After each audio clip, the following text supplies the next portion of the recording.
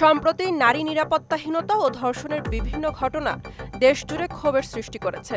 মানবাধিকার সংগঠন আইন ও সালিশ কেন্দ্র আশোকের তথ্য অনুযায়ী বাংলাদেশে গত 2 মাসে নির্যাতিত হয় 294 জন নারী এবং ধর্ষণের শিকার 96 জন।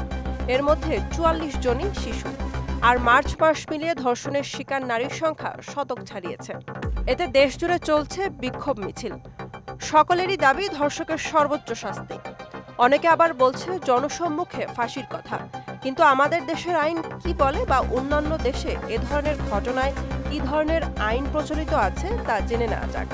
সুদবিহীন ব্যাংকিংয়ে আত্মশুদ্ধির পথ এনআরবিসি ব্যাংকের ইসলামিক ব্যাংকিং আল আমিন।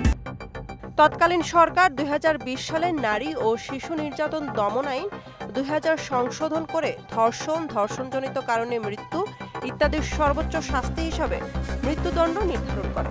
অর্থাৎ আমাদের দেশে ধর্ষণের সর্বোচ্চ শাস্তি মৃত্যুদণ্ড। পাশের দেশ ভারতেও ধর্ষণের সর্বোচ্চ শাস্তি মৃত্যুদণ্ড। মালয়েশিয়াতে একই আইন কার্যকর। অন্যদিকে চীনে যদি অভিযুক্তের বিরুদ্ধে মেডিকেল পরীক্ষায় প্রমাণ পাওয়া যায় তাহলে কোনো দীর্ঘ বিচারিক প্রক্রিয়া ছাড়াই মৃত্যুদণ্ড বা আজীবনের জন্য নপুংসক করে দেওয়ার আইন রয়েছে। ধর্ষণের অপরাধে দোষী প্রমাণিত হলে ফায়ারিং স্কোয়াডের মাধ্যমে উত্তর কোরিয়ায় মৃত্যুদণ্ড কার্যকর করা হয়।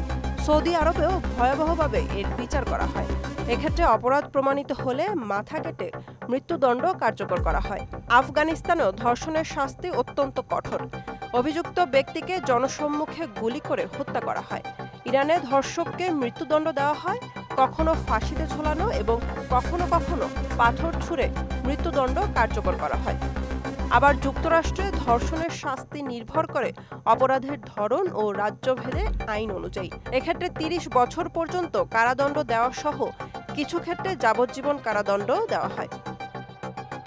রাশিয়াতে এই অপরাধে দোষী সাব্যস্ত হলে 20 বছর পর্যন্ত সশ্রম কারাদণ্ড দেওয়া হয়। বুশরাত জাহান, মোহনা, ডিজিটাল।